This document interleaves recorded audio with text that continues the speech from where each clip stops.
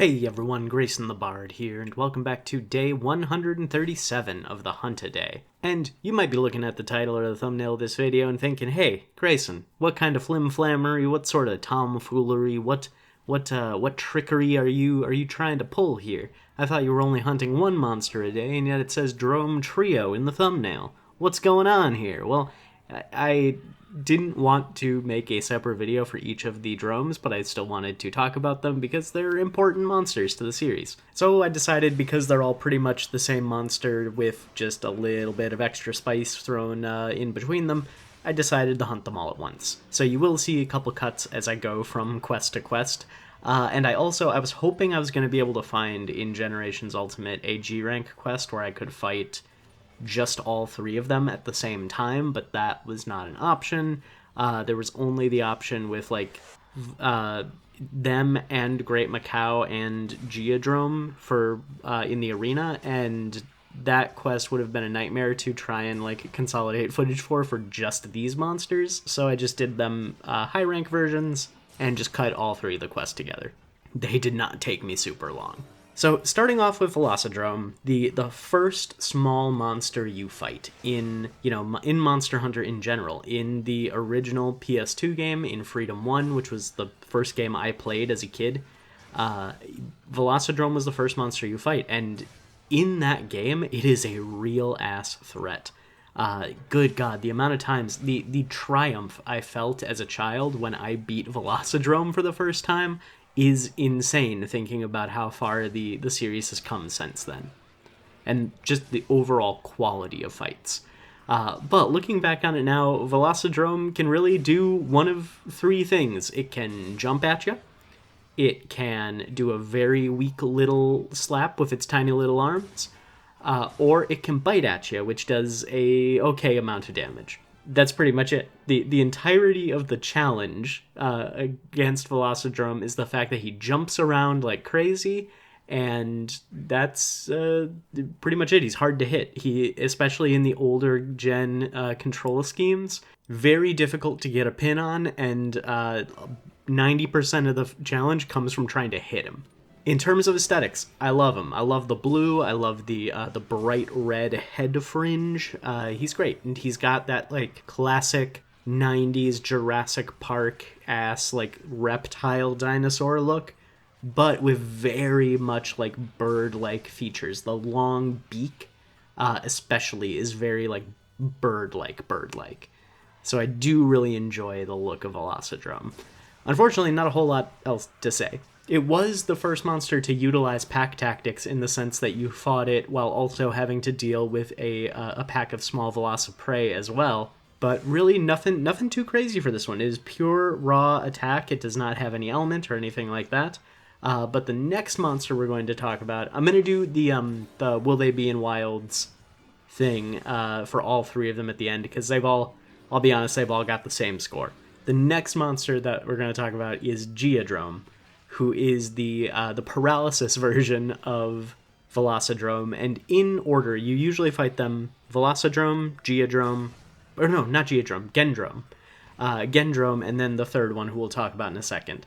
Gendrome is the paralysis monster. It does pretty much the exact same thing that Velocidrome does. It can jump, it can bite, and it can claw weakly.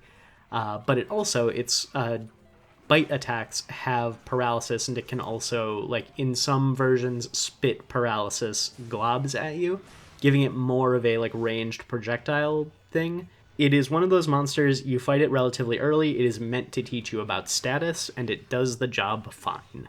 In terms of aesthetics, I like the way it is designed. Again, the design is pretty much the same. It's got longer, viper-like snake fangs coming out of its beak, which I really appreciate, and I like the double crest coming off of its head. It looks almost like it reads very similar to me as a Dilophosaur, or not Dilophosaur, the spitting one what killed Wayne Knight in Jurassic Park. That's the one I'm thinking of, the one that spits the acid. It kind of reads similar to that. Gendrome is, just by nature of having paralysis, a much harder fight than Velocidrome is, but still it goes down real easy. And then finally we have the Iodrome, who is the third one who we're going to be hunting down in this video, who is Velocidrome but with poison. And for whatever reason, it is usually categorized as like a couple star levels above Velocidrome and Gendrome. Usually they're like within one or two or another. Iodrome tends to show up like the rank before like stuff like Rathalos. So it's classified as more of like a mid-game threat, and I don't see why, because all it adds to the equation is poison, and it, because of its like mid-game-ish status, it has a bit more HP bloat. But that's pretty much it. Visually, I think I like this one the best. Even though I'm not the biggest fan of red, I like the weird, shiny, like, frog-looking skin that Iodrome has in comparison to the more scaled look of Velocidrome and Gendrome.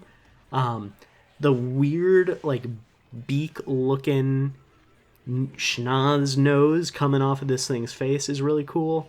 And I just think it is the most interesting of the three to look at. Now, do I think any of them will be in Monster Hunter Wilds?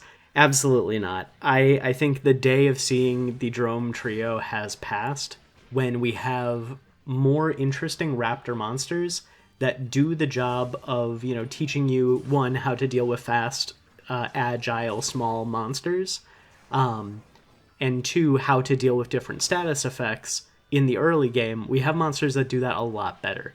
Like, I would much rather fight Great Jaggy, Great Roggy, and Great Baggy than fight the Drome trio, just because they, like, their fights feel more weighty. They throw their weight around in their attacks more so than jump around and be annoying.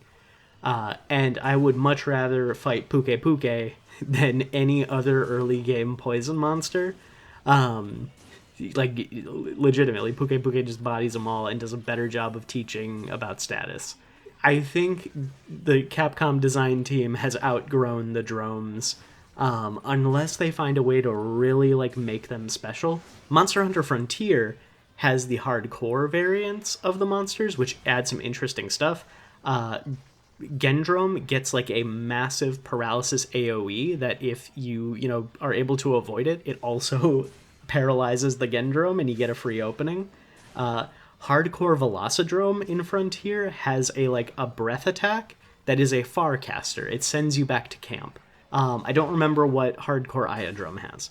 Those things are fun, but they're way too silly to fit in Monster Hunter Wilds, so you really can't, at least everything I have seen from Monster Hunter Wilds, that all sounds way too silly. You really can't have any of that stuff. So I'm going to say a 1 out of 10 at most, just because I don't think you can really go lower in a blank out of 10 ranking list. I would put it at 0 if I could. And then to return in a future game, I gotta say a 1 or 2. It's rare for me to put a monster that low because I know Capcom loves to reuse their creatures, but I can't see a world where we get another game where I would be excited to see Velocidrome, Gendrome, and Iodrome again. I can't think of a way that they could revamp those specific fights. And this is coming from someone who made a whole ass video about how I feel like the Monster Hunter Raptors deserve better and want them to make cooler raptor monsters. I just don't think the drones are it. I'm going to leave the ramble there for today. It's a shorter video. I might actually have gone over looking at my recording and thinking about how many cuts I have to make. Not many today. But thank you for sticking around. Like, comment, and subscribe if you want to. Don't if you don't. And until next time, I'll see you next time.